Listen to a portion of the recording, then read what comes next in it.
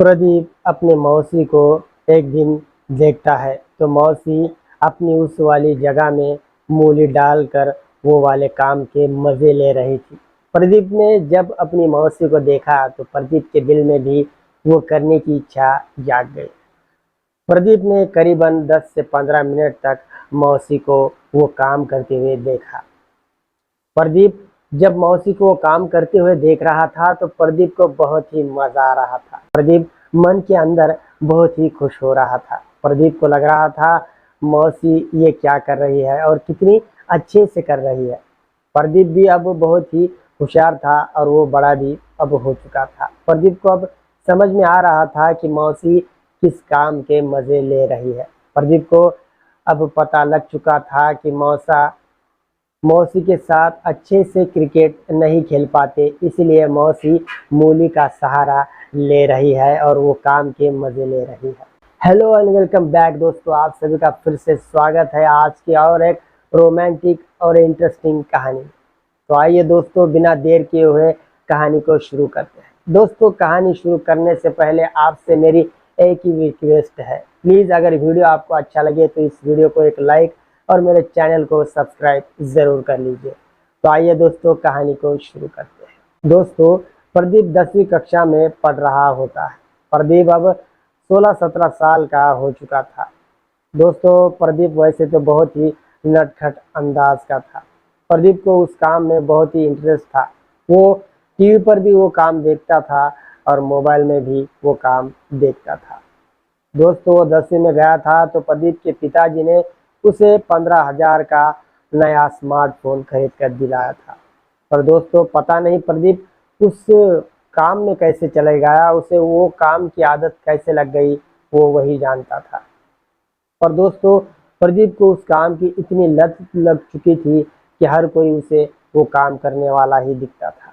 हर किसी के अंदर वो उस तस्वीर को ही देखता था जिसके साथ वो आराम से मज़े कर सके। दोस्तों, प्रदीप के तो दिन ऐसे ही जा रहे थे।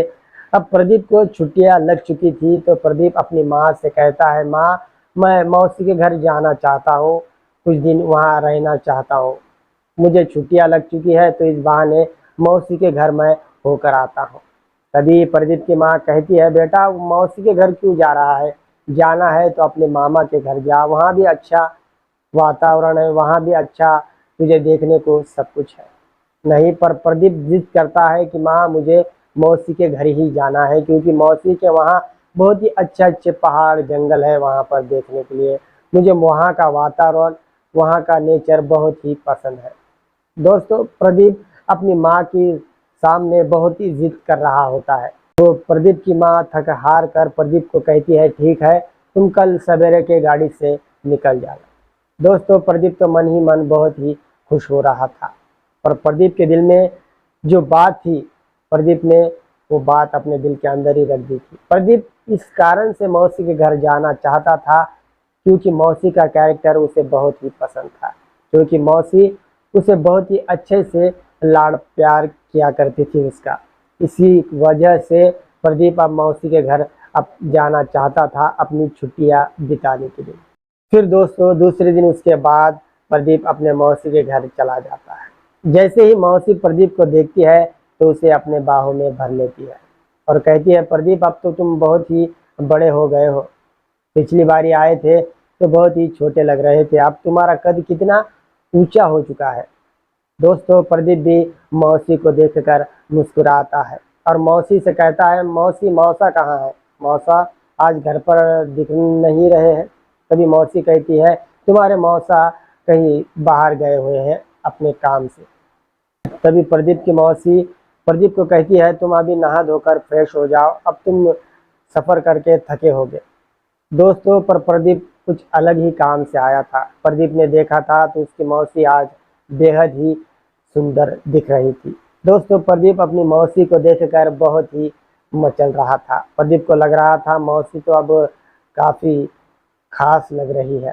दोस्तों, मौसी को देखकर अब प्रदीप के दिल में भी कुछ हलचल होने लगी थी।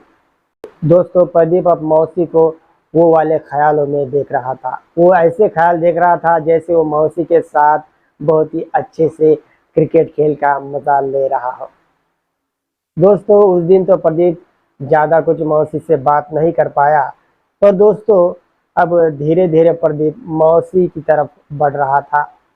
दोस्तों क्योंकि अब प्रदीप दिन भर मौसी के साथ ही घर पर रहा करता था, और फिर एक दिन दोस्तों प्रदीप कहीं बाहर चला जाता है, तो मौसी घर पर अकेली ही होती है और उसके मौसा अपने काम पर जा चुके होते हैं। प्रदीप बाहर जाता है और थोड़ी देर बाद जब वो घर के अंदर दाखिल होता है, तभी उसे मौसी घर में कहीं दिखाई नहीं देती, तो वो मौसी के बेडरूम में झांकने की कोशिश करता है। तब वो ऐसा नज़ारा देखता है दोस्तों, तो प्रदीप की आंखें फटी की फटी रह जाती है। वो देखता है कि प्रदीप की मौसी मूली को अपनी गुफा में डालकर वो वाले काम के मजे ले रही थी। मौसी की आंखें बंद थी। प्रदीप तो वो सब देखकर अंदर ही अंदर बहुत ही खुश हो रहा था। दोस्तों प्रदीप ने पहली बार अपनी मौसी को ये करते हुए देख लिया था, तो बहुत ही अच्छे से दरवाजे के पास खड़ा होकर ये सब नज़ारा देख रहा था। उसके दिल में अब ये विचार आ चुका था, ये सोच आ चुकी थी कि शायद मौसी के कुएं का पानी अच्छे से निकाल नहीं पा रहे हैं, इसीलिए तो मौसी आज मूली का सहारा ले रही है। इसकी इस बात की वजह यही है कि अब मेरा काम भी बहुत ही आसान हो चुका है। मैं अब मौसी से वो करने की बात करूँगा।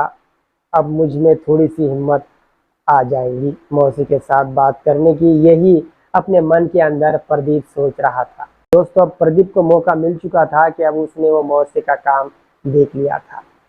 दोस्तों 2-4 दिन के बाद प्रदीप घर में होता है और उसकी मौसी अपना कुछ काम कर रही होती है घर का, और उसके मौसा तो रोज़ की तरह अपने काम पर जा चुके होते हैं। तभी दोस्तों प्रदीप मौसी के पास जाता है और मौसी को कहने लगता है, मौसी मैं 4 दिन की बात है, मैं जब घर के अंदर आया था तो आप बेडरूम में क्या कर रही थी? तभी मौसी उसे हिचकिचाते हुए कहती है, क्या? मैं तो सो रही होगी, मैं क्या कर रही थी? तभी प्रदीप अपनी मौसी से कहता है, मौसी आप मुझसे बहुत कुछ छुपा रही है, मैंने सब कुछ देख लिया था जो आप उस वक्त कर रही थी। तभी प्रदीप की मौसी हैरान हो जाती है। प्रदीप की मौसी के पास कोई भी शब्द नहीं होते प्रदीप को समझाने के लिए। तभी प्रदीप मौसी से कहता है, मौसी आप मुझे बेझिझक होकर बताइए आपके साथ क्या परेशानी है, मैं आपकी ज़रूर मदद करूँगा। तभी प्रदीप की मौसी प्रदीप से कहती है, प्रदीप तुम बहुत ही छोटे हो, तुम्हारी उम्र इस काम के लिए बहुत ही छोटी है। तभी प्रदीप अपने मौसी से कहता है, मौसी अगर आप मेरा पप्पू देखेंगी तो आप हैरान हो जाएंगी, आप मुझे छोटा समझने की गलती मत कीजिए, मैं बहुत कुछ कर सकता हूँ। अगर आप मुझे मौका देंगी तो आप ज़रूर समझ जाएंगी मैं अब छोटा नहीं रहा, मैं अब बड़ा हो चुका हूँ। तभी दोस्तों प्रदीप की मौसी प्रदीप की बातें सुनकर हैरान हो जाती है। तो ठीक है, आज रात को हम क्रिकेट खेलेंगे, फिर देखूंगी कि तुम्हारा पप्पू कैसा है, मेरे काबिल है या नहीं। फिर दोस्तों बात आगे बढ़ गई थी। फिर उसके बाद उन दोनों में काफ़ी उस बारे में बातचीत हुई, और फिर उसके बाद उन दोनों में एक प्लान तय हो गया। तभी प्रदीप की मौसी ने प्रदीप से कहा, प्रदीप तुम्हारे मौसा जब गहरी नींद के आगोश में चले जाएंगे उस दिन हम दोनों छत के ऊपर मिलेंगे। दोस्तों उन दोनों का दिन भी तय हो गया। प्रदीप के मौसी को मालूम था कि प्रदीप के मौसा कब पीकर आते हैं और कितने देर तक वो पीने के बाद सोते हैं। उसके मौसा जो है वो संडे के दिन उनकी छुट्टी रहती है, तो वो संडे के दिन बहुत ही ज़्यादा पीकर आते हैं और खाना खाकर एक खर्राटे भरी नींद के आगोश में चले जाते हैं। दोस्तों वो दिन आ चुका था और प्लान के मुताबिक प्रदीप का मौसा गहरी नींद के आगोश में चला गया, और उसी वक्त वो दोनों छत पर गए और उन दोनों में बातचीत बहुत सी हुई। तभी प्रदीप ने अपना पप्पू निकाल कर अपनी मौसी को दिखाया, तो मौसी उसका पप्पू देखकर हैरान रह गई। प्रदीप की मौसी खुश होकर प्रदीप से कहने लगी, वाह पप्पू तुम्हारा तो काफ़ी अच्छा पप्पू है, लगता है मेरी गुफा की मरम्मत आज बहुत ही अच्छे से होगी।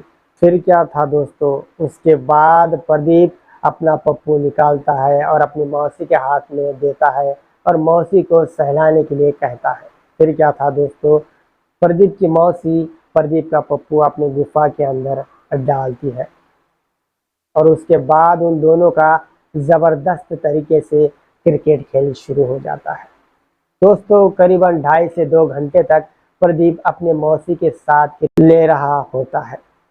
दोस्तों प्रदीप अब बहुत ही खुश था क्योंकि प्रदीप अब पहली बार ही किसी औरत के साथ क्रिकेट खेल का मजा ले रहा था और प्रदीप की मौसी भी खुश थी। अब उसे इसके बाद मूली का सहारा लेने की कोई ज़रूरत नहीं थी। दोस्तों जब तक प्रदीप वहां पर था तब तक प्रदीप ने अपने मौसी की गुफा की बहुत ही अच्छे से मरम्मत की और आज भी कर रहा है। जब भी प्रदीप को छुट्टियां लगती है तो प्रदीप अपनी मौसी के घर जाता है और मौसी की बहुत ही मज़े के साथ मरम्मत करता है। दोस्तों अब उन दोनों का बहुत ही अच्छे से चल रहा था। जब तक प्रदीप वहां पर था तब तक प्रदीप ने मौसी के बहुत ही अच्छे से गुफा की मरम्मत की, बहुत ही अच्छे से उसने क्रिकेट खेल का आनंद लिया और मौसी को भी दिया। प्रदीप ने अपनी मौसी की सारी तकलीफें झट से दूर कर दी थी। तो मेरे प्यारे दोस्तों ये थी आज की रोमांटिक कहानी। आशा करता हूँ कि ये हमारी छोटी सी कहानी आपको बेहद पसंद आई होगी। दोस्तों अगर ये कहानी आपको ज़रा सी भी पसंद आए तो प्लीज़ इस वीडियो को लाइक और मेरे चैनल को सब्सक्राइब ज़रूर कीजिए। दोस्तों आपके एक लाइक से हमारा हौसला बढ़ता है। दोस्तों ये कहानी का उद्देश्य किसी के भी भावनाओं को ठेस पहुंचाना नहीं है। ये कहानी सिर्फ आपके मनोरंजन के लिए बनाई है। कृपया इसे कोई भी दिल पर ना ले। दोस्तों इस कहानी का किसी के साथ संबंध बनता है तो मात्र इसे एक सहयोग कहा जाएगा। तो मेरे प्यारे दोस्तों मिलता हूँ आपको किसी और एक रोमांटिक कहानी के साथ। तब तक के लिए धन्यवाद।